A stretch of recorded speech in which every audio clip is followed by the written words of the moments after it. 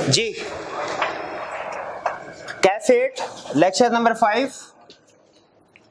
Previous lecture में हमने अपने चैप्टर 1 के जो कंसेप्ट है वो कंप्लीट कर लिए थे और आपको होम असाइनमेंट के तौर पे कुछ क्वेश्चंस दिए थे, लर्निंग ऑब्जेक्टिव 3 के एंड के क्वेश्चंस। ठीक है, चलिए आज हम उन क्वेश्चंस की डिस्कशन करेंगे और कुछ केस स्टडीज अटेम्प्ट करेंगे। आपकी जो ऑडिट की पहली केस स्टडीज होंगी आज हम उनमें से कुछ कवर करेंगे और फिर केस स्टडी को अटेम्प्ट करने का तरीकाकार के बारे में कुछ थोड़ी सी डिस्कशन होगी आज के लेक्चर में। लेकिन आगे चलने से पहले प्रीवियस लेक्चर में से कोई भी क्वेश्चन पूछना चाहते हो, कंसेप्ट कोई एक लफ्ज़ भी ऐसा है जो कि आपको समझ में नहीं आया, पूछ सकते हैं, क्योंकि हमारे सब्जेक्ट की बेसिक्स डेवलप हो रही हैं तो इसमें एक एक कंसेप्ट एक लफ्ज़ को समझना हमारे लिए ज़रूरी है। जी मेरे भाई, परसुएसिव, हाँ वो वहाँ लिखा हुआ है कि ऑडिटर एब्सोल्यूट एश्योरेंस प्रोवाइड नहीं करता क्योंकि इनहेरेंट लिमिटेशन ऑफ ऑडिट है और मोस्ट ऑफ द एविडेंस होता है वो परसुएसिव होता है रादर देन कंक्लूसिव। देखिए कंक्लूसिव का मतलब होता है एब्सोल्यूट एश्योरेंस वाला 100% कंफर्मेशन वाला एविडेंस, जबकि परसुएसिव एविडेंस होता है जो रीजनेबल हो।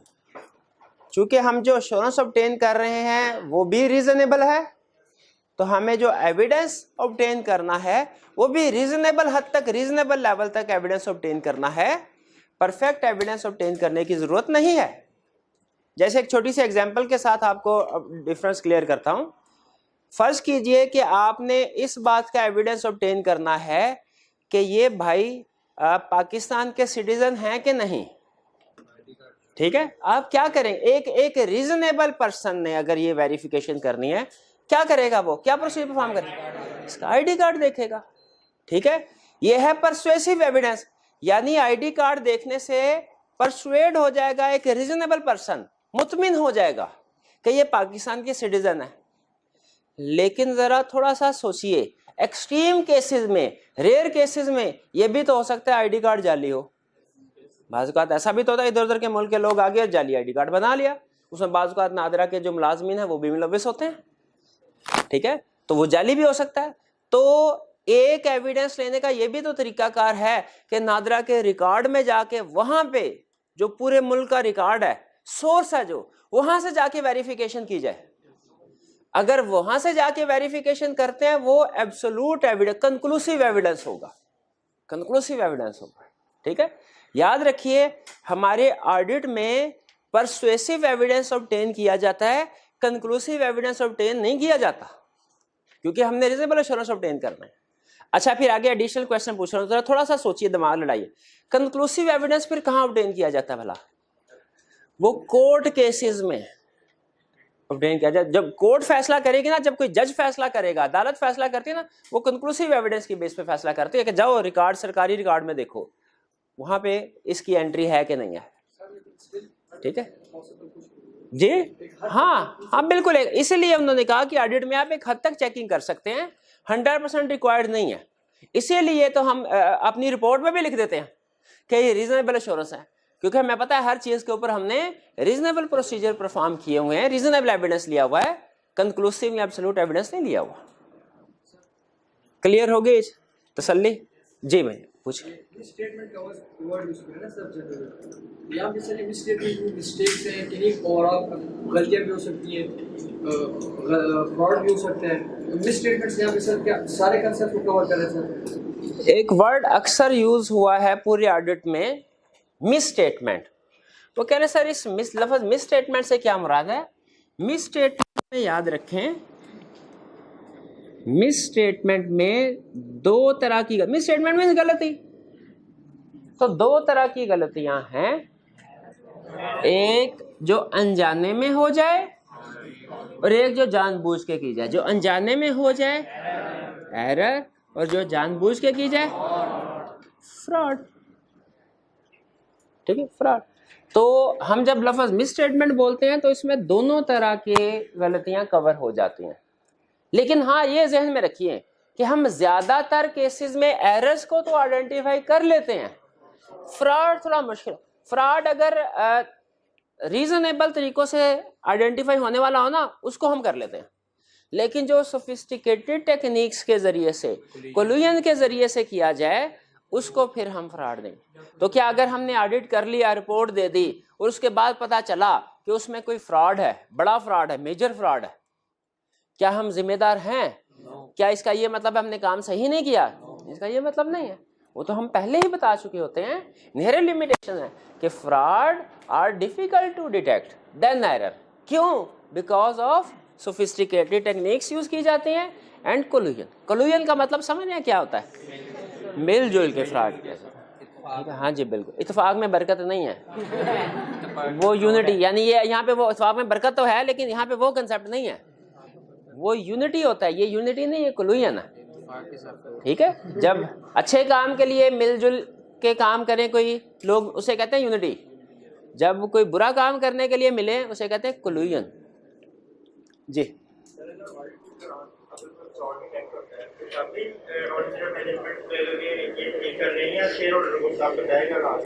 इन्होंने एक एडवांस लेवल का क्वेश्चन पूछ लिया है कि सर अगर ऑडिट के दौरान में कोई फ्रॉड डिटेक्ट हो तो क्या फिर भी मैनेजमेंट को बताया जाएगा या डायरेक्ट शेयर होल्डर्स को बताया जाएगा? ये आगे चल के एक फ्रॉड का पूरा चैप्टर है हमारे सिलेबस में जो इसके ऊपर डिस्कशन करता है।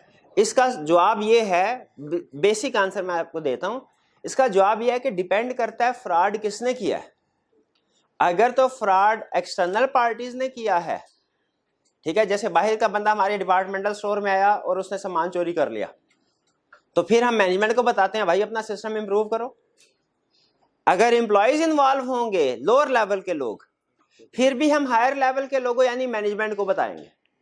लेकिन अगर मैनेजमेंट ही फ्रॉड में इन्वॉल्व है तो फिर हम एक्सटर्नल पार्टीज को बताएंगे। जाहिर है, जहाँ बिल्कुल वो शेयर होल्डर भी हो सकते हैं, वो समटाइम कुछ रेगुलेटरी अथॉरिटीज भी हो सकती हैं। ठीक है, FIA वाले नैब वाले भी हो सकते हैं कि अगर कोई गड़बड़ है तो हमें बताएं, तो उनको भी बता सकते हैं। ठीक जी, 1 by 1 जी।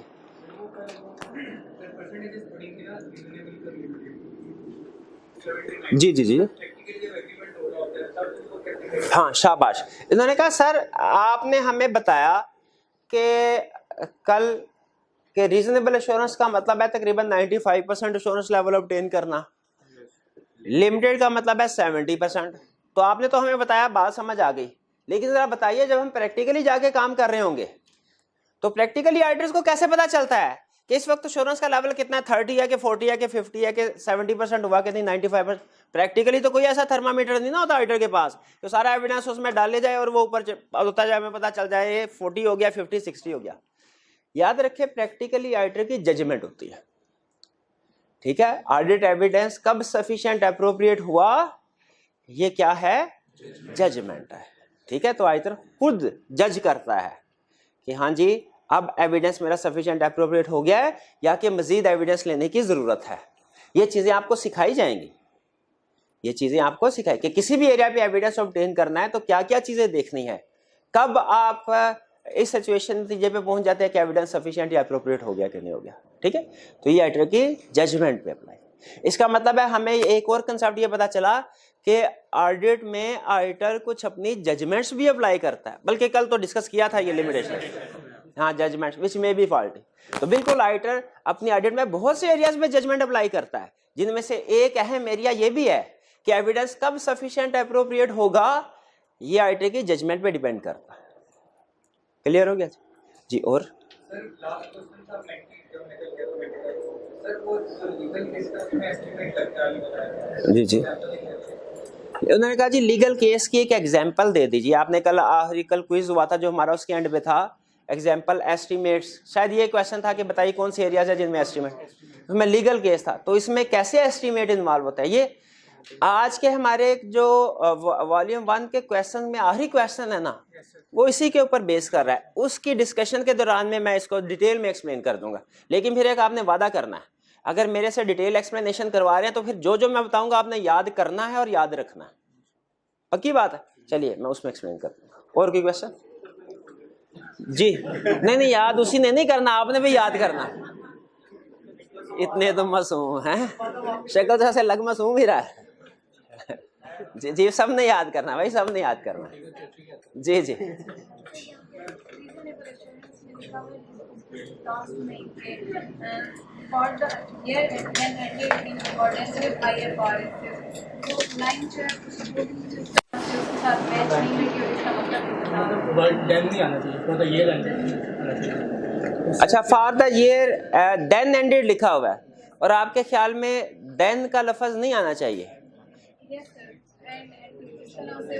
सर ऐसे कर ले, लेकिन असल में देन एंडेड का लफ्ज आना चाहिए, लेकिन चूंकि ये अहम लफ्ज नहीं है तो अगर कोई ऐसा वर्ड जिसकी वजह से आपको प्रॉब्लम हो रही है कंसेप्ट समझने और अहम नहीं है तो मैं उसको डिलीट करवा दिया करता हूँ, इसको काट दीजिए। वरना असल में होता ये है कि पीछे जब हम बता रहे होते हैं ना कि हमने income statement, cash flow statement वगैरह प्रिपेयर किया है फॉर द ईयर एंडेड 31 दिसंबर 2021, तो फिर आगे जब हम बैलेंस शीट की बात करते हैं ना तो फिर कहते हैं कि दोबारा नहीं पूरा साल लिखते, हम कहते हैं for the year then ended, यानी जो पिछले साल बात हो रही थी ऊपर पैराग्राफ में जिसकी बात हुई है।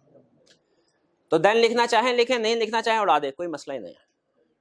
और कोई क्वेश्चन? जी सर, क्लाइंट ने लिमिटेड एश्योरेंस के लिए ऑडिटर को कहा है, लेकिन एश्योरेंस ऑडिटिंग के दौरान ही मतलब उसको क्लाइंट को लगता है कि हमें इसे रीजनेबल पे लेके जाना चाहिए, तो क्या वो ऑडिटर को शाबाश, एक हमारा चैप्टर है उसमें ये कंसेप्ट डिस्कस हुआ है। वो कहता है कि सर अगर क्लाइंट ने हमें पहले कहा लिमिटेड एश्योरेंस प्रोवाइड करो, हमने अपना काम शुरू कर दिया, बाद में दरमियान में उसे याद आया नहीं रीजनेबल एश्योरेंस ज़्यादा बेहतर थी और हमें कहता है रीजनेबल एश्योरेंस ऑब्टेन करो, तो क्या हम क्लाइंट की ये request to change terms of engagement, इसको एक्सेप्ट कर लेंगे? स्टैंडर्ड कहता है याद रखिए दुनिया में कोई चीज़ ऐसी, ऑडिट में कोई चीज़ ऐसी नहीं है जो चेंज ना हो सके, हर चीज़ चेंज हो सकती, लेकिन चेंज करने के सर्कमस्टांसेस हैं, रीजनेबल जस्टिफिकेशन होनी चाहिए। तो हम क्लाइंट्स की बात आंखें बंद करके नहीं मान लेते, कर सकते हैं लेकिन हमने फौरन क्लाइंट को यस सर नहीं कहना, बल्कि क्लाइंट से रीजनेबल जस्टिफिकेशन पूछनी है कि सर क्यों चेंज करवाना चाह रहे हैं। अगर रीजनेबल जस्टिफिकेशन है तो फिर हम चेंज कर लेंगे, वरना नहीं। ठीक है, अब मैं आपको इसकी एग्जांपल, उसकी उधर केस स्टडी है, अब मैं केस स्टडी सामने रख के आंसर देता हूं। उसने कहा क्लाइंट ने आपको कहा था रीजनेबल एश्योरेंस प्रोवाइड करो, आपने काम करना शुरू कर दिया, एक फ्रॉड के पहुंचने के करीब थे आप, क्लाइंट को आप कह रहे हैं सर ये ट्रांजैक्शन का हमें इंफॉर्मेशन दीजिए, सपोर्टिंग डॉक्यूमेंट दीजिए, बताइए ये किसने पेमेंट ऑथोराइज की थी, किस बंदे को दी है, क्लाइंट आपको इंफॉर्मेशन नहीं दे रहा। ठीक है, अब आपको पता है कि रीजनेबल एश्योरेंस में ज्यादा काम होता है, लिमिटेड एश्योरेंस में कम, तो क्लाइंट ने बजाय ये कि रीजनेबल एश्योरेंस देने, एविडेंस देने के आपको कहा सर इसको लिमिटेड एश्योरेंस कर दे, और चूंकि लिमिटेड एश्योरेंस में काम कम करना होता है, चेकिंग कम कर, तो ये वाउचर भूल जाए।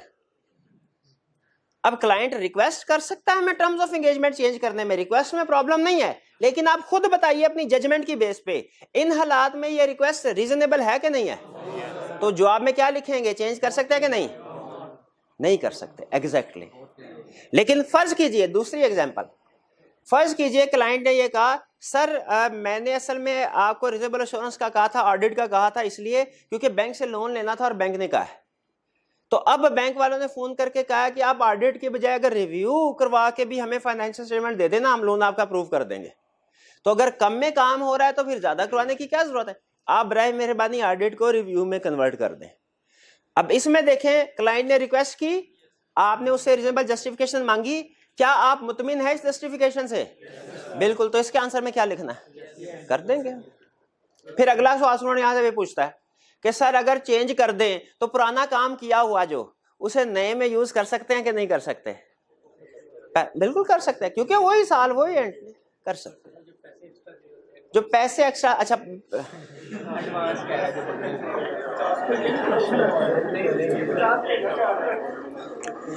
ऑडिट ना समझते हुए एक चीज का ध्यान रखिएगा, हमारे सिर्फ एक चैप्टर है कोड ऑफ एथिक्स का, एक चैप्टर। कौन सा? Code of ethics. उस समय हम पैसों की बात करेंगे, फीस की बात करेंगे, इसके अलावा अगली बात नहीं, पूरा कंसेप्ट नहीं सुना। इसके अलावा किसी जगह पे ऑडिट के किसी भी कंसेप्ट में फीस की इन्वॉल्वमेंट, फीस एक रेलिवेंट फैक्टर नहीं है। अगर किसी भी कंसेप्ट को पढ़ते हुए आपके जहन में फीस आ रहा है ना, कोड ऑफ एथिक्स के अलावा, कोड ऑफ एथिक्स वाले चैप्टर के अलावा, वो चैप्टर 7 होगा प्रोबेबली हमारा, तो आप गलत साइड में सोच रहे हैं, आपने नहीं सोचना। ठीक है, तो ये ना सोचे कि अगर रिव्यू से ऑडिट पे चले गए तो पैसे ज़्यादा मिलेंगे, ऑडिट से रिव्यू पे आ गए तो पैसे कम मिलेंगे। इसलिए मैं तो हमेशा ये देखूंगा, क्लाइंट ने अगर रिव्यू से ऑडिट कहा है ना तो फौरन मान लूंगा, और अगर ऑडिट से रिव्यू कहा है तो कभी नहीं मानूंगा। ऐसे नहीं सोचना। रीजनेबल जस्टिफिकेशन होगी और वो पैसा नहीं है रीजनेबल जस्टिफिकेशन। ठीक है जी सर, अगर इस तरह चेंज करेंगे रिव्यू से ऑडिट या इस तरह, तो फिर हमारा कॉन्ट्रैक्ट या एंगेजमेंट लेटर में चेंज होगा या नया बनेगा? शाबाश। उन्होंने कहा सर अगर इस तरह रिव्यू से ऑडिट या ऑडिट से रिव्यू में चेंज करें तो क्या हमारा एंगेजमेंट लेटर भी चेंज होगा कि वो सेम रहेगा? आपकी जजमेंट क्या, आपकी प्रोफेशनल जजमेंट क्या कहती है? चेंज हो, एग्जैक्टली चेंज होता है, उसको चेंज करते हैं फिर, क्योंकि इसमें रिस्पॉन्सिबिलिटीज भी चेंज हो जाती है। जी सर। सारे एरिया सेट करता है लेकिन सारी ट्रांजैक्शन को चेक करता है। सर सपोज के वो सेल्स का एरिया चेक कर रहा है और क्लाइंट पड़ा है, उसके कस्टमर्स भी मेजर है, और सपोज के 100 कस्टमर्स हैं और 90 कस्टमर्स मेजर हैं, अच्छी तरह से सेल हुई है, तो सर वो जब सैम्पलिंग करेगा वो 40-50% चेक करेगा। बाकी अगर 40% में से कोई मटीरियल मिसस्टेटमेंट निकल आती है तो ऑडिटर उसका रिस्पॉन्सिबल होगा? जी उनका क्वेश्चन ये है कि सर आपने ये बताया कल सैम्पलिंग में कि ऑडिटर सारे फाइनेंशियल स्टेटमेंट के हर एरिया को चेक करेगा, लेकिन हर एरिया के अंदर जो ट्रांजैक्शंस हैं वो सारी चेक नहीं करेगा। ठीक है, तो फर्ज कीजिए अगर सेल्स के एरिया में 100 ट्रांजैक्शंस थी, उसने उसमें से 60 ट्रांजैक्शन को सेलेक्ट किया, चेक किया और उनमें कोई प्रॉब्लम नहीं आई। अब उसके बाद रिपोर्ट दे दी अनमोडिफाइड, बाद में जो अदर 40 वाली ट्रांजैक्शन थी ना उनमें पता चला फ्रॉड था। अब ऑडिटर जिम्मेदार है कि नहीं? ऑडिटर जिम्मेदार नहीं है इस केस में। ऑडिटर अगर जो जिन 60 को चेक किया था उनमें फ्रॉड निकला है ना तो ऑडिटर जिम्मेदार होगा, लेकिन जिसको टेस्ट ही नहीं किया उसका जिम्मेदार नहीं है। क्यों जिम्मेदार नहीं है? क्या? क्योंकि हमारे स्टैंडर्ड्स हमें इस चीज की इजाजत देते हैं कि हम सैंपलिंग कर सकते हैं, सैंपल बेस पे काम कर सकते हैं। तो चूंकि जिन स्टैंडर्ड्स को हम फॉलो करते हैं, जिनके मुताबिक ऑडिट कर रहे हैं, उनमें लिखा हुआ है कि हम सैंपल बेस के मुताबिक ऑडिट कर सकते हैं, तो सैंपलिंग करें। और सैंपलिंग की वजह से अगर हम किसी फ्रॉड को डिटेक्ट ना कर सकें तो हमारी जिम्मेदारी नहीं है। क्लियर हो गया जी? यही कुछ। हाँ, लेकिन आगे देखें हमारा, लेकिन इसका मतलब है सैंपलिंग फिर ऐसी होनी चाहिए जो रिप्रेजेंटेटिव ऑफ पॉपुलेशन हो, यानी सैंपलिंग अन्यवान नहीं हो जानी चाहिए। सैंपलिंग इस तरीके से होनी चाहिए कि इतने हम माइंड लगा के, साइंस लगा के सैंपलिंग करें कि अगर कोई इसमें फ्रॉड है भी ना तो वो मैक्सिमम चांस हो कि वो सामने आ जाए। इसीलिए स्टैंडर्ड हमें सिर्फ ये नहीं बताता कि आपने सैंपलिंग करनी है, बल्कि ये भी बताता है कैसे करनी है, स्टेप बाय स्टेप बताता है। सैंपल कौन सा उठाना है, किस उसकी क्लासेस बनती हैं पहले, फिर अप्रोच कौन सी होगी, कहाँ पे हमने स्टैटिस्टिकल टेक्निक्स को इस्तेमाल करना है, कंप्यूटर्स को इस्तेमाल करते हैं, फिर उसको प्रोजेक्शन कैसे करने, कंक्लूजन कैसे ड्रॉ करने, सारी डिस्कशन स्टैंडर्ड हमें बताता है। और आगे चल के एक चैप्टर है पूरा हमारा जिसमें हम सैम्पलिंग सीखेंगे। ठीक है, तो शायद चैप्टर 17 है मेरा ख्याल। और कोई क्वेश्चन? जी सॉरी, दोबारा पूछिए। ऑर्डर जी जी हाँ, लिमिटेशन में एक लिमिटेशन ये भी, चले सैम्पलिंग की तो आपको समझ आ गई ना। वो कह रहे हैं सर लिमिटेशन में एक लिमिटेशन ये भी, ऑडिटर की जजमेंट फॉल्टी हो सकती है। ऑडिटर की जजमेंट फॉल्टी हो सकती है, तो अगर जजमेंट फॉल्टी होने की वजह से हम कोई मिस स्टेटमेंट डिटेक्ट ना कर सके तो क्या होगा?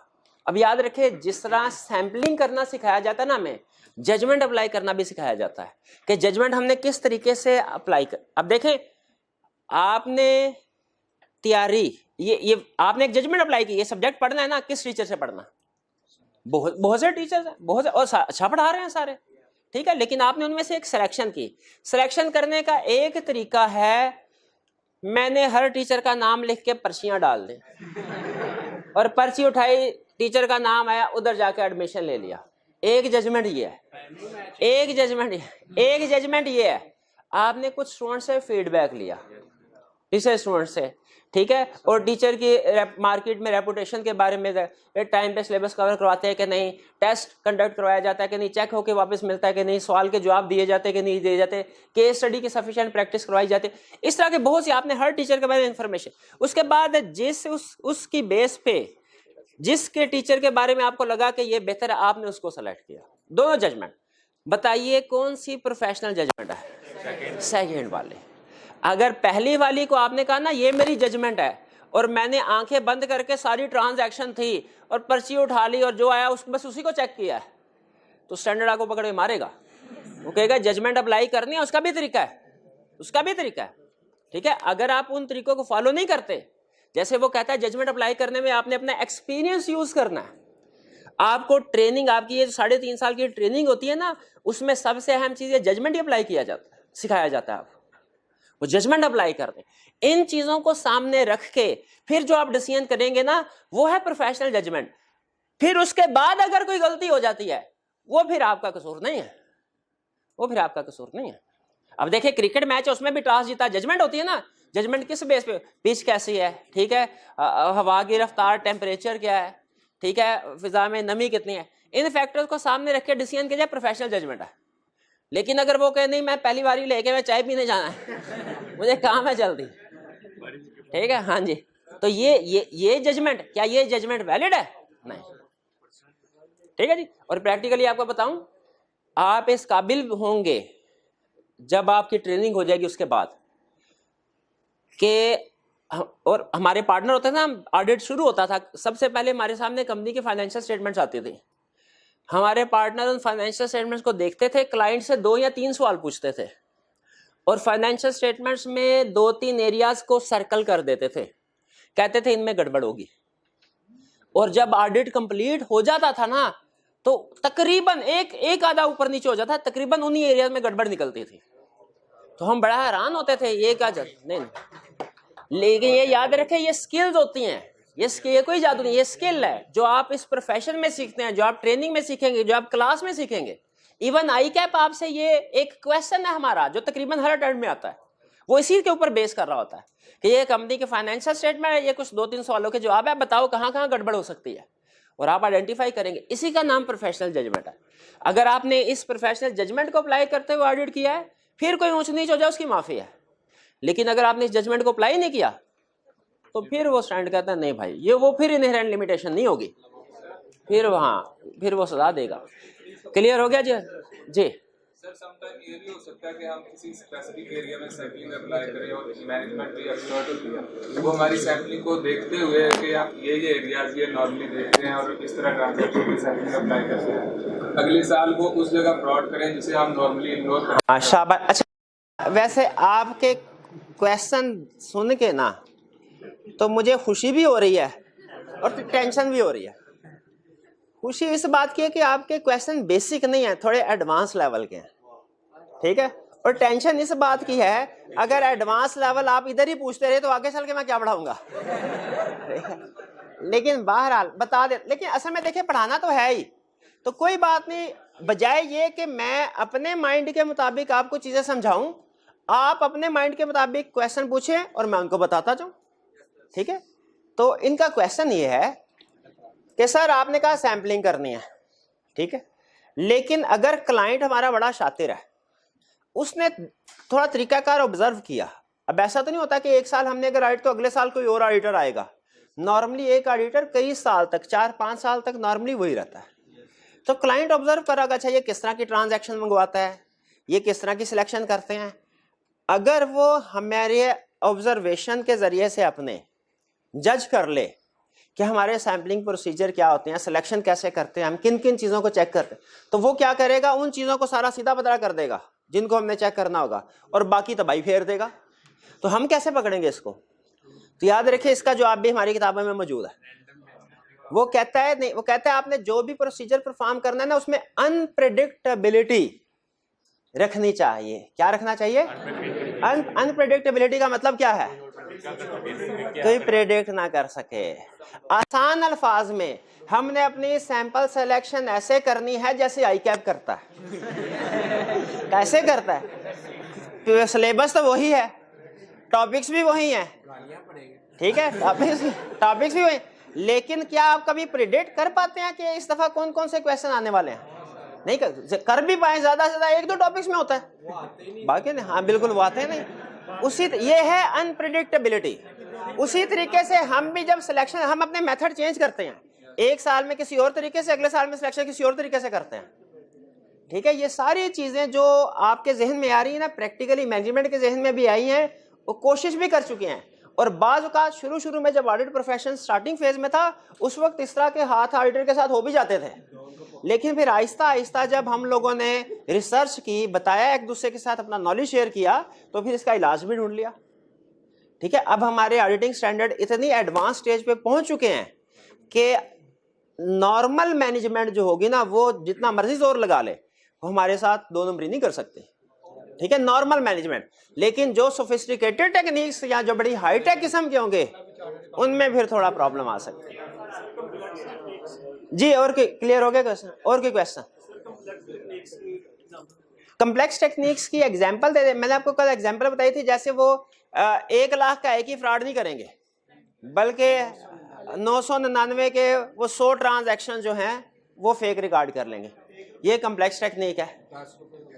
ठीक है, या वो रिपेयर एक्सपेंस की अमाउंट को ऊंची नीच नहीं करेंगे, क्योंकि उन्हें पता है साथ ही वाउचर है। अगर हम 1000 एक्सपेंस किया है, 100 रिकॉर्ड करेंगे, तो जब ऑडिटर आके वाउचर देखेगा उसे पता चल जाएगा। वो एस्टीमेट्स में फ्रॉड करेंगे कि प्रोविजन फॉर बैड डेट्स को कम कर देंगे। हम उनसे पूछेंगे नहीं ये तो ज्यादा होना चाहिए, वो कहेगा आपको कैसे पता, ये तो कंफर्म अगले साल होगा जब एक्चुअली बैड डेट होंगे। ठीक है, तो वो इस तरह के एरियाज में फिर फ्रॉड करने की कोशिश करता है।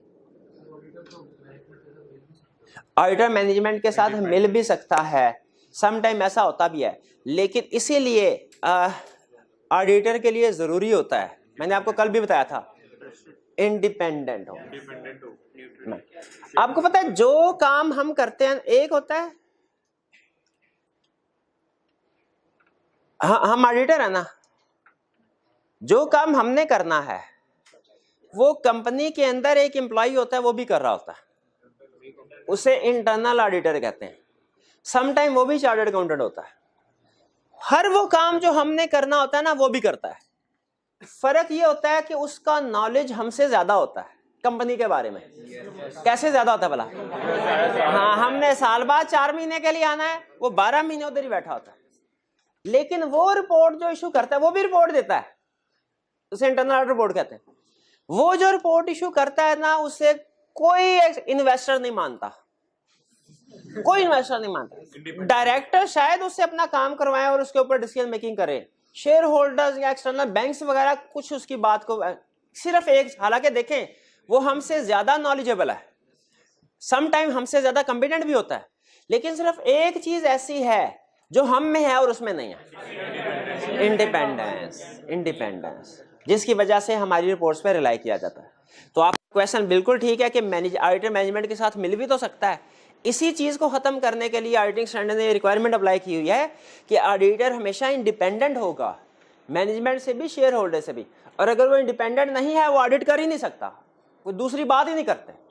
कहते हैं अगर ऑडिटर मैनेजमेंट से इंडिपेंडेंट नहीं है या शेयर होल्डर से इंडिपेंडेंट नहीं है, तो वो ऑडिट स्टार्ट भी देखेगा जब अपॉइंटमेंट हो रही है, और इवन अगर ड्यूरिंग ऑडिट भी कोई इस तरह का इशू अराइज हुआ तो भी वो ऑडिट नहीं कर सकता। आपने अगर लॉ पढ़ा है ना, तो लॉ में एक केस स्टडी हुआ करती थी पुराने सिलेबस के मुताबिक, जिसमें ऑडिटर पॉइंट हुआ इंडिपेंडेंट था। ड्यूरिंग ऑडिट क्लाइंट का चीफ एग्जीक्यूटिव के साथ उसकी शादी हो गई। उसने कहा बताइए अब क्या इम्पैक्ट होगा, तो हमने इम्पैक्ट कहा खत्म, अब ऑडिट नहीं हो सकता, ऑडिट नहीं हो सकता। जी, क्यों नहीं हो सकता? क्योंकि वो इंडिपेंडेंट नहीं रहा। शाबाश शाबाश। तो क्लियर हो गया ये? जी जी, भाई नेक्स्ट नहीं, टाइम कम है, तो अगला क्वेश्चन लेंगे। इंटरनल ऑडिटर की बात कोई नहीं है तो करवाया क्यों जा? अच्छा देखे, बात कौन नहीं मान रहा इंटरनल ऑडिटर? External party. अगर डायरेक्टर से पूछे ना, डायरेक्टर से, वो कहेंगे सर बड़ा काम करता है ये, हम इसको जो रिपोर्ट कहते हैं बना के देता है। हम उन्हें कहे कि जी फर्ज कीजिए उन्हें एक एम्प्लॉय के बारे में गड़बड़ इंफॉर्मेशन मिली डायरेक्टर को कि ये परचेज ऑफिसर है, ये सप्लायर के साथ मिल गया है, और वही चीज जो बाजार में सस्ती मिलती है सप्लायर से महंगी खरीदता है, और जितना प्राइस का फर्क होता है आधो आध कर लेता है। ये अगर इंफॉर्मेशन मिले, अब डायरेक्टर चाहेंगे ना इसके खिलाफ इन्वेस्टिगेशन हो, तो वो किसको कहेंगे इन्वेस्टिगेशन कर? इंटरनल ऑडिट वाले। वो उधर से चीज़ें देखेगा, बाजार जाएगा, रेट लेगा, कंपेयर करेगा, रिपोर्ट बनाएगा, डायरेक्टर के सामने रखेगा, डायरेक्टर उसकी बेस पर डिसीजन कर लेंगे। तो ये बात नहीं इंटरनल ऑडिटर बिल्कुल ही फारिग होता है, नहीं, बाहर के लोगों के लिए फारिग है वो, लेकिन इंटरनल मैनेजमेंट के लिए वो अच्छा है। अच्छा बताइए, एक्सटर्नल ऑडिटर के लिए इंटरनल ऑडिटर अच्छा है कि नहीं? जजमेंटल क्वेश्चन आपसे, कितने स्टूडेंट का ख्याल है अच्छा है, कितनों का ख्याल है अच्छा नहीं है? अच्छा, क्यों अच्छा है? काम करने में मदद हो जाएगी। वो हमारा पेटी भाई है, पेटी भाई है। बाज़ औक़ात हम उससे काम, अच्छा कैसे है, लेकिन कैसे हेल्प लेनी, अब आपके जहन में ये आ रहा होगा, ये भी तो हो सकता है हम उससे हेल्प लें और वो हमें धोखा दे और मैनेजमेंट की बात कर ले। बिल्कुल सही है और ऐसे होता भी है, लेकिन हम भी आपको पता है अंधा एतमाद तो नहीं करते। हम पहले कुछ ना कुछ टेस्टिंग करेंगे काम देने से पहले, ये बंदा इस काबिल है कि नहीं, इसको काम दिया जाए, और फिर उसका काम जब वो करके हमें लाएगा उस काम को भी चेक करेंगे, कहीं इसमें भी उसने डंडी तो नहीं मार ली। तो बड़े तरीके सलीके से हमने उससे काम करवाना है, और कैसे करवाना है हमारे सिलेबस में पूरा चैप्टर है एक, ठीक है, जो हमें बताता है। और उसके नाम में यही है कि इंटरनल ऑडिटर से अगर आपने काम करवाना है तो कैसे करवाना है, काम करवाने के तरीके जी। और कोई क्वेश्चन भाई? बस कर दे और क्वेश्चन? इंडिपेंडेंस को देखते हुए उसका रिलेटिव होना शेयर होल्डर्स या मैनेजमेंट के अलावा उसके बिजनेस रिलेशन भी देखे जाएंगे। अच्छा, इंडिपेंडेंस होने में क्या क्या देखा जाएगा, इसके ऊपर 2 चैप्टर्स हैं पूरे, चैप्टर 6-7, ये उनके लिए छोड़ दें। मुझे लग रहा है आज सारा ऑडिट आप पढ़ के मेरे से ना फिर ही कर जाएंगे। वहाँ टोटल चैप्टर है 20-21 के करीब चैप्टर होंगे। राइज बुक के हवाले, राइज बुक के मुताबिक, आई कैप के मुताबिक मेरा ख्याल है कोई 14-15 के करीब चैप्टर्स होंगे। और की क्वेश्चन जी? भाई बस कर जी। अगर एक कंपनी एक ऑडिटर से दूसरे ऑडिटर से तो कोई रीजन देगी इसके बारे में? अगर ऑडिटर चेंज होता है तो उसका प्रोसीजर क्या है? अच्छा, आपके जहन में जो भी क्वेश्चन आ रहे हैं ना, है सारे रेलिवेंट, एक क्वेश्चन भी ऐसा नहीं है जो इररेलेवेंट हो, लेकिन सारे चूंकि एडवांस वाले हैं तो इससे मुझे तसल्ली हो गई कि कम से कम इस चैप्टर के कंसेप्ट आप समझ गए हैं। लिमिटेशन में कोई पॉइंट ऐसा तो नहीं है जो आपको समझ में ना आया हो। चलिए फिर अब आते हैं हम आज के लेक्चर के क्वेश्चन की तरफ। अब हमने क्वेश्चन डिस्कस करने हैं। ये आपके लास्ट क्वेश्चन, उसका भी लास्ट क्वेश्चन, आपका भी लास्ट क्वेश्चन है, इधर से भी लास्ट क्वेश्चन है। चले मुश्तरका लास्ट क्वेश्चन जी पूछिए। जी बिल्कुल। और एक ऑडिटर वर्ड्स में लिखा है अगर 3 पार्टी ना हो तो वो नॉन एश्योरेंसी के सोल प्रोप्राइटरशिप में मैनेजमेंट तो होगी नहीं। सोल प्रोप्राइटरशिप तो कह रहा मैनेजमेंट नहीं हो। नहीं, एक मिनट है, क्वेश्चन दोबारा पूछिए। 3 पार्टी रिलेशनशिप है, बिल्कुल है। पार्टनरशिप हो या इंडिविजुअल बिजनेस हो, उसमें तो 3 पार्टनरशिप। क्लाइंट कह रहे हैं कि ऑडिटर के लिए कह रहे हैं? अच्छा, अगर वो ओनर है तो वो ओनर बिजनेस भी रन कर रहा है और वो मैनेजमेंट सिंगल मेंबर है ना। मैं समझ गया आपकी बात। इनका क्वेश्चन ये है, सर आपने कहा 3 पार्टी रिलेशनशिप होगा, और 3 पार्टी रिलेशनशिप में आपने कहा कि एक ऑडिटर है, एक शेयर होल्डर्स हैं और एक मैनेजमेंट है जिसने फाइनेंशियल स्टेटमेंट वगैरह प्रिपेयर करने हैं। तो क्वेश्चन इनका यह है कि सर अगर कंपनी हो तो समझ में आता है, लेकिन अगर सोल प्रोप्राइटरशिप हो हमारा क्लाइंट जिसका हम ऑडिट कर रहे हैं, उसमें तो नॉर्मली ओनर भी वही है और मैनेजर भी वही है, ठीक है। तो उस सूरत में तो 3 पार्टी नहीं होगा। मैं इससे भी आगे बात कर रहा हूं, उस सूरत में ऑडिट की भी जरूरत नहीं होगी। उस सूरत में तो ऑडिट की भी जरूरत नहीं है। हाँ बिल्कुल, वो अपने साथ थोड़ी फ्रॉड करेगा, अपने साथ थोड़ी फ्रॉड करेगा, ठीक है। लेकिन सम टाइम बाज़ औक़ात बैंक से लोन लेना हो ना, तो उस सूरत में करवाया जाता है। उस सूरत में फिर हमारा जो यूजर है वो ओनर नहीं होगा, वो बैंक होगा। तो 3 पार्टी उधर पूरी हो गई फिर, ठीक है जी। नहीं, मैंने नहीं रास्ते निकाले हुए, ये सारी बातें किताबों में लिखी हुई हैं।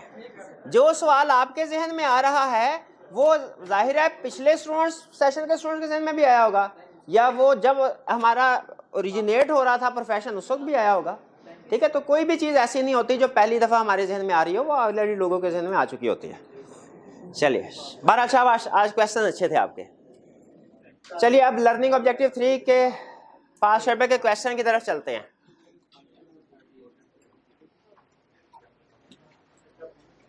Question 5, explain the meaning of assurance. Assurance किसे कहते हैं?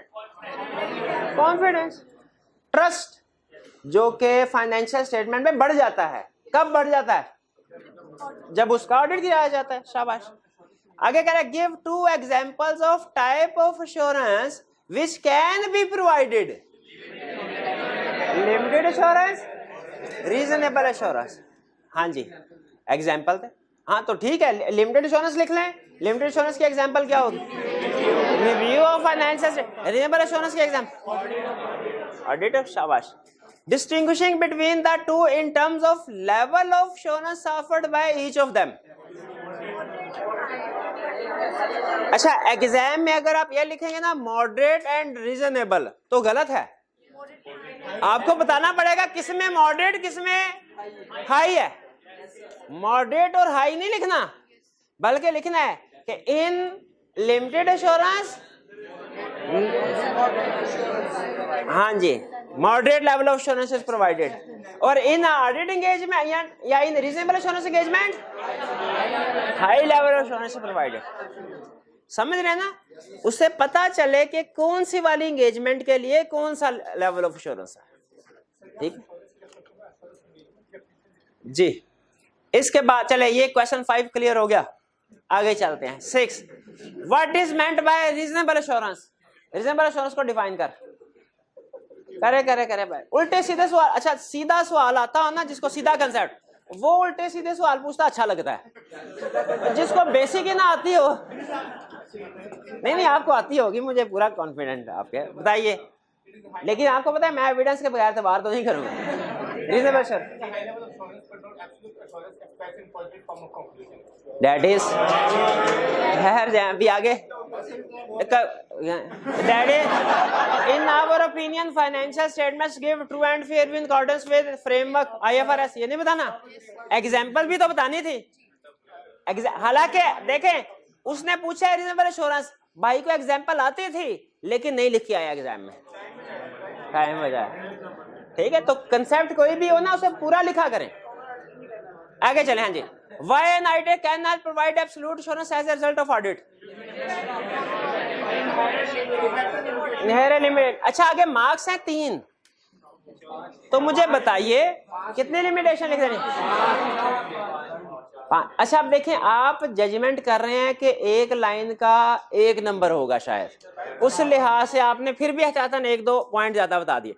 लेकिन सम टाइम ऐसे होता है, सम टाइम 1 नंबर होता है, एक लिमिटेशन का 1 नंबर मार्किंग स्कीम अगर आप देखें, सम टाइम 0.75 भी हो सकता है, सम टाइम इवन 0.5 भी हो सकता है।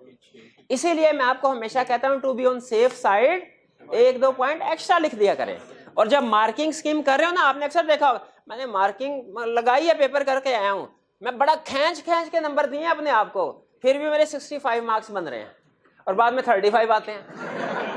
वो होता क्या है, वो जिस पॉइंट मार्किंग करते हुए एक लाइन का अपने आप को 1-1 नंबर दिया होता है, जब मार्किंग प्लान आता है पता चलता है आधा नंबर था। ठीक है, तो मार्किंग प्लान करते हुए आप सिर्फ हर क्वेश्चन में अपने आप को ना खींचे, सिर्फ मार्क्स एलोकेट करते हुए एक दफा ये डिसीजन कर लें कि एक लाइन का आधा नंबर होगा बस।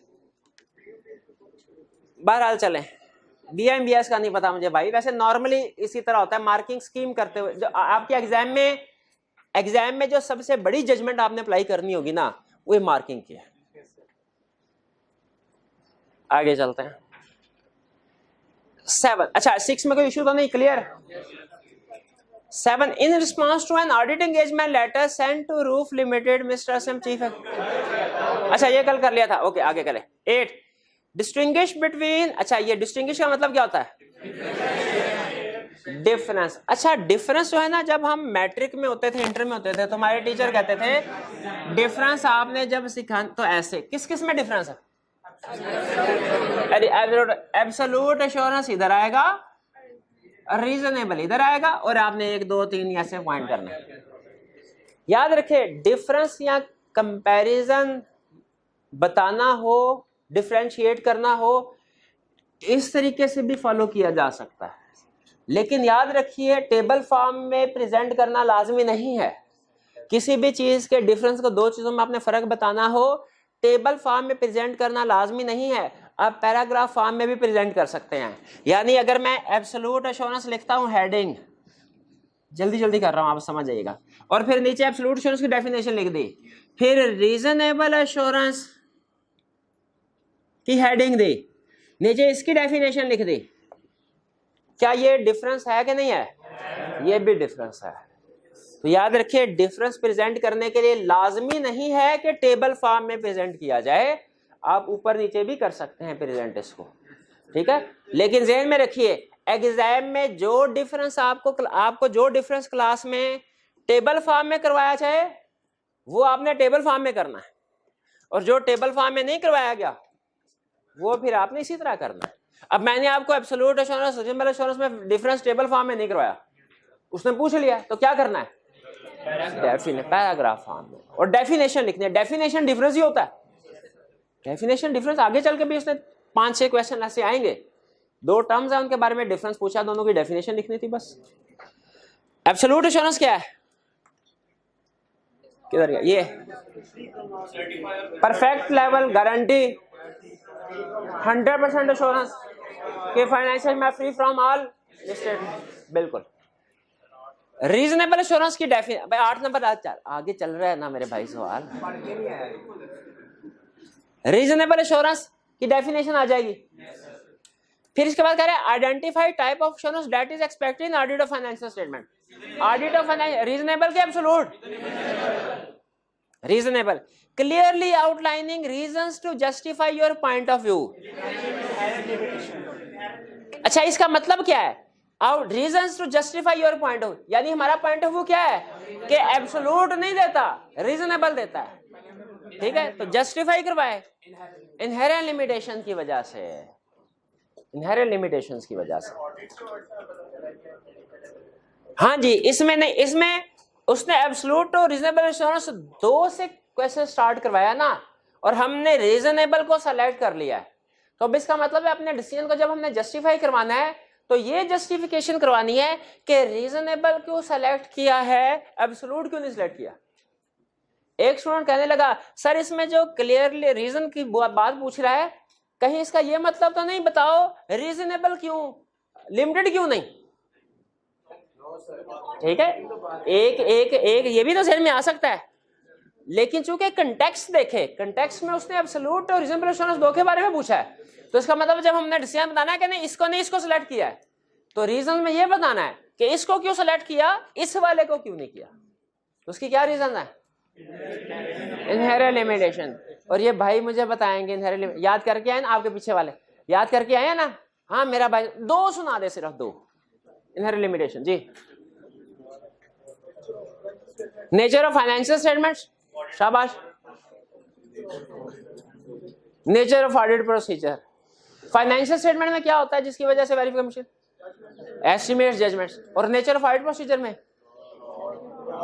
ठीक है ठीक है ठीक है। आगे चलते हैं, question 9, describe 3 limitations of external audits. External audits कौन से होते हैं?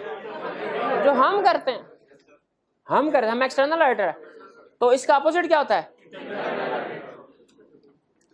3 लिमिटेशंस कहा है, नहीं लिमिटेशन इनहेरेंट लिमिटेशन में फर्क नहीं है कोई, नहीं एक ही बात है, कभी इनहेरेंट लिमिटेशन कह देगा, कभी लिमिटेशन कह देगा। 3 का है तो कितनी लिखूं, नंबर भी 3 है, बट ठीक है 4 लिख दे काफी है, 4 नहीं। अच्छा अब यहाँ पे चूंकि उसने लिख दिया 3 और मार्क्स भी 3 दिए हैं, तो कंफर्म हो गया 1 का 1 नंबर होगा, कंफर्म हो गया 1। 10 what is the difference between assurance engagement and auditing. थोड़ा सा ऊपर कर देता हूं ताकि एंड वाले भाई हमारे देख लें इसको।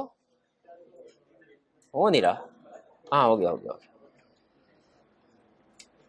कौन से क्वेश्चन पे थे हम?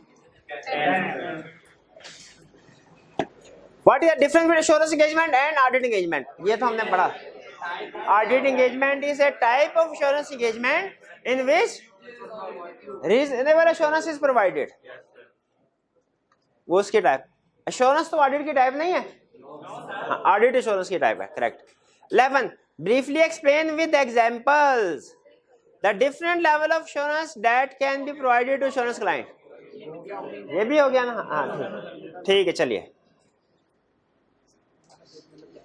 12 AG company approach the mini finance bank to extend their overdraft limit in order to finance a new project. उन्होंने कहा नया प्रोजेक्ट लाना है, मेरे आप लोन की फैसिलिटी जो है बढ़ा दें, पहले 100 मिलियन का लोन आप 200 मिलियन कर दें।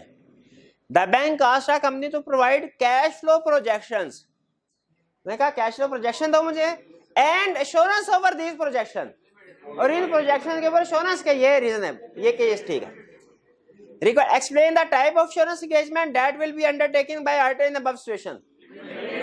Limited assurance, form of such assurance negative, शाबाश। Also explain why such type of assurance is appropriate for cash flow projection. से रिलेट करते हैं जिनको एक्यूरेटली वेरीफाई नहीं किया जा सकता। Correct. 13 give any 2 examples about the uncertainty relating to financial statements being audited by you. कह रहे हैं आप फाइनेंशियल स्टेटमेंट ऑडिट कर रहे हैं, 2 एग्जांपल दे दीजिए ऐसे एरियाज की जिनमें अनसर्टेनिटी होती है। अनसर्टेनिटी होती है प्रोविजंस, डेप्रिसिएशन, और आई कैब की फेवरेट लीगल केस जो भाई ने पूछा था। लीगल केस में क्या अनसर्टेनिटी होती है भाई? अगर लीगल केस ईयर एंड पे पेंडिंग है, चल रहा है, तो हमने क्या करना होता है? उसको प्रोविजन रिकॉर्ड करनी है या उसको डिस्क्लोज करना है। ठीक है, आपने अकाउंटिंग में ये कंसेप्ट पढ़ा हुआ है। हमने अंदाजा लगाना होता है कि कंपनी केस जीतेगी कि हारेगी, क्योंकि अगर कंपनी केस जीत रही हो, याद रखें ये कंपनी के खिलाफ केस है, कंपनी ने नहीं दूसरों के खिलाफ किया, कंपनी के खिलाफ दूसरे लोगों ने किया। तो हमने एज ऑडिटर क्या देखना होता है? कंपनी केस जीतेगी कि हारेगी। अगर चांसेस हैं कंपनी केस हारेगी तो इसकी प्रोविजन रिकॉर्ड करनी होती है, और अगर चांस हो कि कंपनी केस जीतेगी तो उसको डिस्क्लोज करना होता है। ये काउंटिंग में लिखा हुआ है। अब मुझे बताइए प्रोविजन आएगी कि डिस्क्लोजर? ये किस पे डिपेंड करता है कि कंपनी जीतेगी कि हारेगी? तो ये कंपनी जीतेगी कि हारेगी कैसे पता चलेगा? केस तो अभी चल रहा है, जजमेंट अप्लाई करना है। ये सबसे बड़ा एरिया है एग्जाम पॉइंट ऑफ व्यू से जिसमें हम जजमेंट अप्लाई करते हैं और हम अंदाजा लगाते हैं। ठीक है, जजमेंट ही है ना हमारी, अंदाजा ही है। और बाद में हमने अंदाजा लगाया कंपनी जीतेगी, बाद में कंपनी केस हार गई, तो केस का मतलब हमने ऑडिट गलत किया? नहीं, जजमेंट में भी फॉल्ट है। हम उस दिन के हालात के मुताबिक फैसला यही बनता था जो हमने रिपोर्ट में दिया।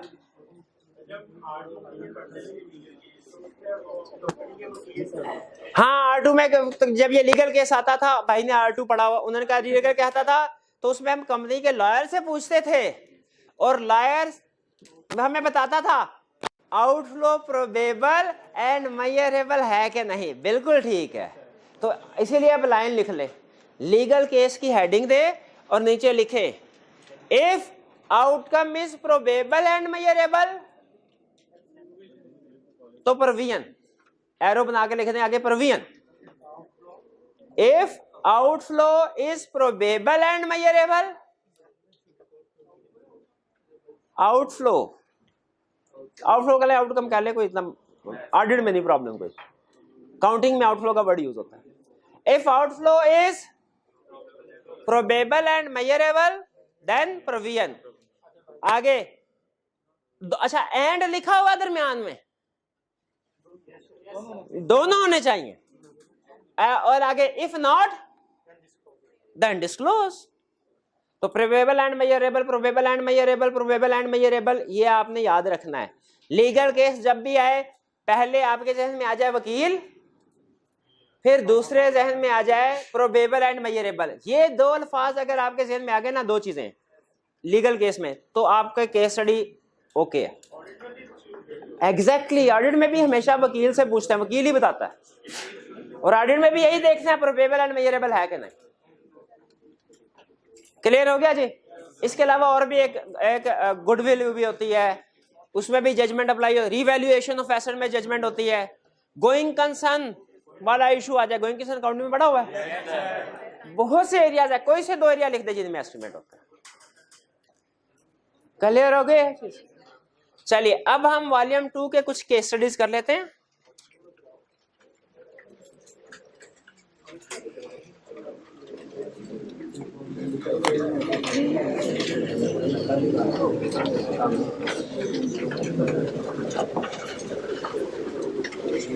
अच्छा, जो स्टूडेंट जिनको नजर आ रहा है वो देख लें, जिनको नजर नहीं आ रहा वहां वो आपको मटेरियल प्रोवाइड कर दिया गया है। ये एंड वाले भाई मुझे बताइए, नजर आ रहा है? यहां से नजर आ रहा है देख के? क्योंकि ये फॉन्ट साइज ना छोटा है, तो मैं चेक करना चाह रहा था कि इस फॉन्ट साइज पे स्टूडेंट को नजर आ रहा है कि नहीं। प्लस रिकॉर्डिंग भी जब होगी उसके बाद देख लेंगे। अगर आपको फर्स्ट कीजिए नजर नहीं आ रहा तो आपके साथ नोट्स हैं आपके सामने, आप उसमें से देख लें।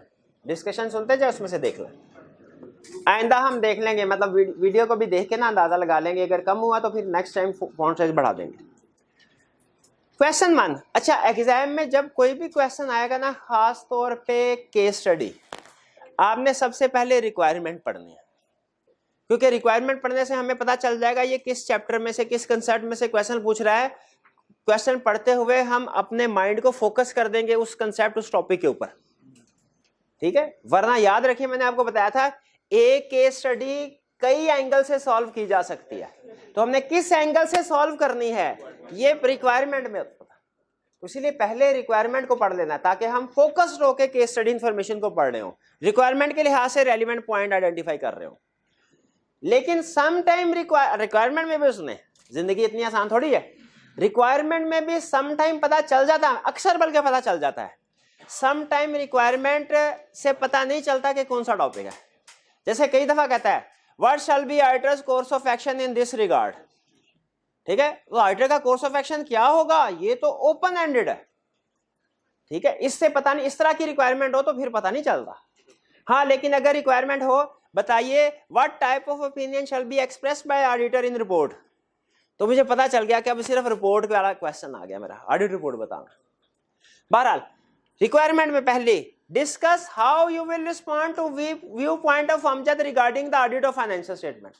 अब वो कह रहा है व्यू पॉइंट डिस्कस करो, व्यू पॉइंट के बारे में हमें पता ही नहीं क्या है, तो प्रोबेबली इसमें हम अंदाजा नहीं लगा सकते कि किस चैप्टर का है। तो फिर इसका मतलब अब हमें क्वेश्चन पढ़ के पता चलेगा।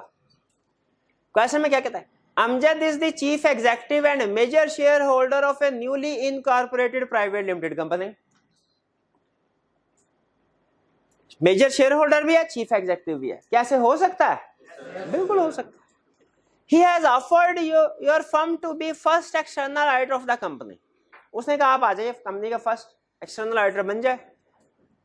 During a meeting, he was of the view that statutory audit exists because it has been legally mandated. Mandated means लाजमी करार दिया गया, and it does not add value to business. उसने कहा ऑडिट तो इसलिए करवाए जाते हैं क्योंकि लॉ रिक्वायर करता है, वरना तुम ऑडिटर को पूछे ना, तुम तो कोई वैल्यू ऐड नहीं करते बिजनेस में, ठीक है। अच्छा बताइए, यहां में बताइए क्या आप उसकी बात से एग्री करते हैं? व्यू पॉइंट से एग्री नहीं करते? बस इतना लिख देंगे वी डू नॉट एग्री, कि साबित करेंगे। तो क्या करते हैं आप लोग, क्या एडवांटेजेस? शाबाश। हम उसे कहेंगे भाईजान ये इसलिए नहीं कि लीगली मैंडेट, बल्कि इसलिए कि हम फाइनेंशियल स्टेटमेंट में बहुत से मिस स्टेटमेंट्स आइडेंटिफाई हो जाती हैं, इसलिए कि सेल परचेज करनी हो तो लोग हमारी बात पे एतबार करते हैं। पर ठीक है, पहुंच गए, बस कंसेप्ट पे पहुंच गए, काफी है। आगे चलते हैं। However, he believes that audit helps in finding all major frauds within the company. नहीं, अच्छा, और मोस्ट में भी कौन से? जो रीजनेबल प्रोसीजर से सामने आ सकते, जो सोफिस्टिकेटेड टेक्निक वाले हैं, कोलूजन वाले हैं, वो हम आइडेंटिफाई। अच्छा बताइए, क्या ये पॉसिबल है ऑडिट हम कर लें और उसके बाद कोई मेजर फ्रॉड हो और वो भी हमने आइडेंटिफाई ना किया हो? क्यों? मेजर तो हमें करना चाहिए था, वो तो मटेरियल होगा। हाँ, लेकिन रीजन बाज औकात एक मटेरियल फ्रॉड भी हम आइडेंटिफाई नहीं कर पाते। क्यों? क्लाइंट ने इसके छोटे छोटे हिस्से किए होते हैं। अगर 10 लाख का एक ही करे वो तो हम डिटेक्ट कर लेंगे, लेकिन मटेरियलिटी लेवल 5 लाख है, उसने 1000 2,000 के फ्रॉड करके बहुत से फ्रॉड किया, तो वो तो हमारे लिए मुश्किल हो जाएगा। अगर हमने सैम्पलिंग की है, जो सैम्पलिंग करते हैं हम, तो उसकी वजह से भी रिस्क है कि कोई ऐसी ट्रांजैक्शन हम ना हमारे सैंपल में आए जिनमें फ्रॉड था। तो याद रखें, ऑडिट करने के बाद भी पॉसिबल है कि कोई मिस स्टेटमेंट रह जाएंगी, वो एरर भी हो सकता है, वो फ्रॉड भी हो सकते हैं। तो ये बेसिकली किस कंसेप्ट के, पहले वाला जो लाइन थी उसकी वो तो एडवांटेजेस ऑफ ऑडिट पे बेस कर रही थी, ये दूसरी वाली किसके ऊपर बेस कर रही है statement? Inherent limitations of audit पे। ठीक है, कन्विंस है ना, कोई कंफ्यूजन तो नहीं है ना? क्योंकि बाज़ का स्टूडेंट कहते हैं सर छोटे मोटे इमटेरियल फ्रॉड में तो हम एग्री करते हैं, ये मेजर फ्रॉड तो उसे आइडेंटिफाई करना चाहिए, ये मेजर में क्यों हम फेल हो जाते हैं फ्रॉड आइडेंटिफाई करने में? क्योंकि सोफिस्टिकेटेड टेक्निक्स हैं, क्योंकि कोल्यूजन है। ठीक है, क्योंकि हम सैंपल बेस पे काम करते हैं। हाँ जी बिल्कुल। 1 okay. 2 following is the extract from an independent auditor's unmodified report on a profit for cost. Unmodified profit extract अच्छा extract का मतलब क्या होता है? हिस्सा है, कंप्लीट नहीं है।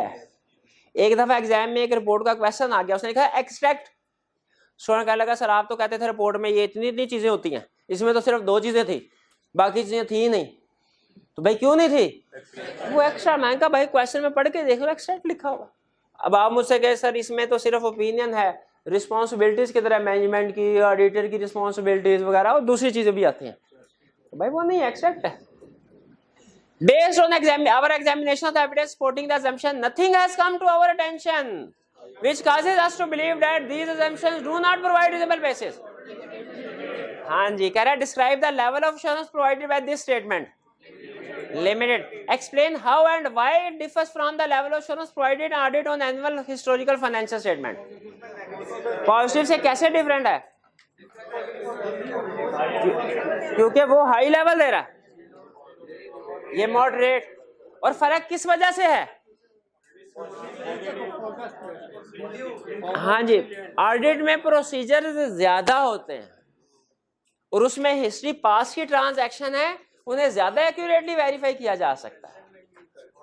ठीक है, लिमिटेड एश्योरेंस में प्रोसीजर कम होते हैं, रिव्यू। हाँ जी, इसीलिए उसमें एश्योरेंस लेवल भी हमारा मॉडरेट होता है। रिक्वायरमेंट समझ आई? वाई डिफर्स, क्योंकि एक में प्रोसेस ज्यादा दूसरे में कम, और एक हिस्टोरिकल है दूसरा प्रोजेक्शन है। हाउ का मतलब है कैसे प्रेजेंट किया जाता है। हाँ, ये नेगेटिव फॉर्म में, वो पॉजिटिव फॉर्म में। शाबाश। क्वेश्चन 3 कह रहा prime bank limited, a bank with over 100 branches all over the country has completed 1 year of its successful operations. Directors of the bank in their board meeting, board किसको कहते हैं? Board of directors को। Board of directors की meeting में have appointed Raja to perform audit of head office and all branches and to issue report to directors at end. Is this an assurance engagement? क्यों assurance engagement? 3 party relationship नहीं है, इसमें सिर्फ 2 parties हैं, appoint करने वाला और प्रैक्टिशनर। उसे रिपोर्ट उसी को देनी है। अगर इसमें रिपोर्ट थर्ड पार्टी को दी जा रही होती ना, तो फिर हम कह सकते थे कि शायद एश्योरेंस एंगेजमेंट की तरफ जा रहा है। अब तो क्लियर हो गया, पार्टीज ही 2 हैं, रिस्पॉन्सिबल पार्टी है और प्रैक्टिशनर है। हाँ, बाकी देखें, बाकी एलिमेंट्स बताने के, ये मैंने क्या बताया था? First and most important rule of tempting के। अच्छा, हर सब्जेक्ट की केस स्टडी का रूल अलग है, हर सब्जेक्ट का मिजाज भी अलग होता है। ऑडिट की केस स्टडी किसी और तरीके से होगी, लॉ की केस स्टडी किसी और तरीके से होगी। ऑडिट की केस स्टडी का सबसे पहला सबसे अहम असूल बता रहा हूं, don't go beyond requirements. Requirement से बाहर नहीं जाना, क्वेश्चन की इंफॉर्मेशन से बाहर नहीं जाना। क्वेश्चन की जो इंफॉर्मेशन है, जो रिक्वायरमेंट है, उसके अंदर रह के केस स्टडी सॉल्व करनी है। तो यहां पे हमने बाकी के एलिमेंट्स की बात क्यों नहीं की? क्राइटेरिया नहीं, एविडेंस का कोई जिक्र नहीं, वगैरह वगैरह क्यों नहीं की? क्योंकि क्वेश्चन की इंफॉर्मेशन में उसका जिक्र ही नहीं है। ठीक है, तो हमने सिर्फ क्वेश्चन की गिवन इंफॉर्मेशन में सिर्फ ये कह रहा है कि एक बंदा यूजर है, दूसरा उसको पॉइंट कर रहा है, तो हमने भी उसी के ऊपर कमेंट करेंगे। और मैंने आपको बताया था एक भी एलिमेंट मिसिंग हो जाए तो वो नॉन एश्योरेंस एंगेजमेंट बन जाती है। तो कंक्लूजन तो हमारा एक भी एलिमेंट पे पूरा हो जाता है। स्टिल दूसरे एलिमेंट हमने नहीं जिक्र करने, क्यों? उसने क्वेश्चन में जिक्र ही नहीं किया उनका भी। मार्क्स भी 2 है, बिल्कुल शाबाश। क्लियर जी? अच्छा आप देखिए नेक्स्ट। जी जी तो ये तो इंटरनल ऑडिटर नहीं होगा। हाँ ये शाबाश। ये फिर अगर एक्सटर्नल ऑडिटर नहीं है, एश्योरेंस एंगेजमेंट नहीं है, तो फिर क्या हुआ वाला? इंटरनल। 100% ठीक आइडेंटिफाई किया, ये इंटरनल ऑडिटर हुआ। ठीक है, और इंटरनल ऑडिटर एश्योरेंस एंगेजमेंट नहीं है। 50 किस चीज के? मैं सवाल थोड़ी पूछा था। वो तो कभी कभी वो कोई कंसेप्ट ऐसा है जो खुशी हो, टीचर को ज्यादा तो इनाम देता हूँ। नहीं इस पे ये अच्छा क्वेश्चन जरूर था, अच्छा जरूर था मैं, लेकिन इतना नहीं कि इनाम मिले। आगे चले, क्वेश्चन हो रहा। जल्दी करें, अगले टीचर बाहर खड़े होंगे। Last question. अच्छा लास्ट क्वेश्चन। अब आपने मुझे बताना मैंने क्या गलती की है। You are the senior manager. हाँ requirement. Explain which factor would suggest that new health food should have an audit and which factors would suggest that audit is not required। यानी इसका मतलब ये हमें प्रैक्टिकल सिचुएशन में ले आया। बाज़ औक़ात हमारे पास कुछ क्लाइंट आते हैं, उन्हें ऑडिट की जरूरत होती है, बाज़ औक़ात ऑडिट की जरूरत नहीं होती। अब आप अगर फर्ज कीजिए डॉक्टर हो, आपके पास मरीज आ जाए और आपसे कहे डॉक्टर साहब दांत में बड़ा दर्द हो रहा है, दांत निकाल दे। अब आपको पता है कि आपके पास एक गोली ऐसी भी देंगे, दांत दर्द ठीक हो जाएगा। आप क्या दांत निकाल देंगे उसका, तो उसे कहेंगे नहीं दांत ना निकलवाओ, ये गोली से दर्द ठीक हो जाएगा। दांत निकाल दे। अब भाई दांत निकालने के ज्यादा पैसे मिलेंगे, कंसेप्ट गलत है। आपने गोली देनी है, 3-4 दिन बाद उसने कौन सा इधर उधर की गंदी चीजें खाने से बाज आना है। 3-4 दिन बाद दोबारा दर्द होगी, दोबारा आएगा। तो जब तक दांत है हमारी दवाई बिकती रहेगी। आगे चल। You are the senior. अच्छा अब आपने एनालिसिस करना है कि आपके पास क्लाइंट है, आपने उसे सजेशन क्या देनी, ऑडिट होना चाहिए नहीं होना चाहिए, और अच्छी सजेशन देनी है, अच्छी। You are the senior manager in a small audit firm and your responsibility includes obtaining new client. New health food is a family owned partnership with 3 stores. यहां तक बताइए। हाँ ऑडिट होना चाहिए कि नहीं होना चाहिए? क्यों नहीं होना चाहिए? रिक्वायर्ड बाय लॉ नहीं है। लॉ तो सिर्फ बड़ी कंपनीज का ऑडिट रिक्वायर्ड करता। पहली रीजन हमें नजर आ गई, 1 लिख लें इसके साथ। ये रीजन नजर आ गई जो क्या बता रही है, ऑडिट नहीं होना चाहिए। आगे चलें। In discussing the business you learn that new health food is thinking of expanding to a 4th store in a nearby city but is undecided about how to finance the expansion.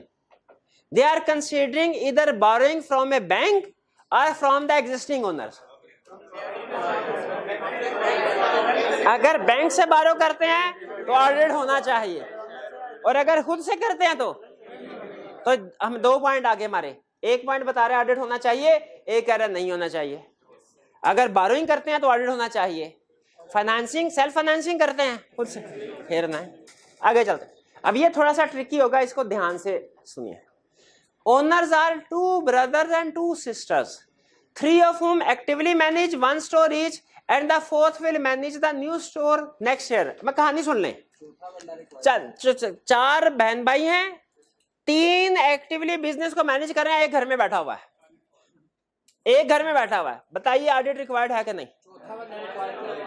हाँ required, क्योंकि चौथे वाला कहेगा कि भाई मुझे जो बता रहे हो पता नहीं बिजनेस में यही कुछ हो रहा है कि नहीं हो रहा, ये तो नहीं घपले कर करके उधर प्रॉफिट सारा अपनी जेबों में डाल रहे हो, मुझे कह रहे हो नुकसान। तो चूंकि चौथा पार्टनर एक्टिवली मैनेज नहीं कर रहा तो उसकी फाइनेंशियल स्टेटमेंट पे रिलायंस नहीं होगी जब तक कि ऑडिट ना हो। ये तो है ऑडिट होने की रीजन। इसी में एक रीजन ऐसी भी छुपी हुई है जो कह रही है कि ऑडिट जरूरी नहीं है। भाई है नहीं, भाई क्या मतलब? भाई भाई के साथ फ्रॉड नहीं कर सकता है? बोल, भाई भाई के साथ फ्रॉड कर सकता है कि नहीं? कर सकता है, करते हैं। अगर ओनर पैसे देगा वो बात हो गई हुई,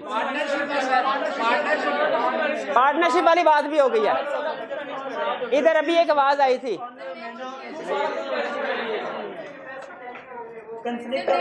कंफ्लिक्ट ऑफ इंटरेस्ट। शाबाश, कंफ्लिक्ट ऑफ इंटरेस्ट रहते हैं। ये ले भाई कर अच्छा, अब देखे वो जो ओनर है वही बिजनेस को मैनेज भी कर रहे हैं, तो जब ओनर ही बिजनेस को मैनेज कर रहे हैं तो कंफ्लिक्ट ऑफ इंटरेस्ट नहीं रहेगा, ऑडिट की भी जरूरत नहीं है। ठीक है जी, तो ये रीजन क्लियर हो गया ये। चलिए अच्छा, आप मुझे ये बताइए इसमें एक स्टूडेंट ने क्या किया, एक स्टूडेंट ने किया कि वो कौन कौन से फैक्टर्स हैं जिनकी वजह से ऑडिट होना चाहिए, पूछ रहा है ना। उसने एडवांटेजेस ऑफ ऑडिट सारे छाप दिए, उसने कहा सारी रीजन है सर ऑडिट करवाने की, अच्छे पॉइंट है सारे, सारे छाप दिए। नहीं, सही नहीं किया।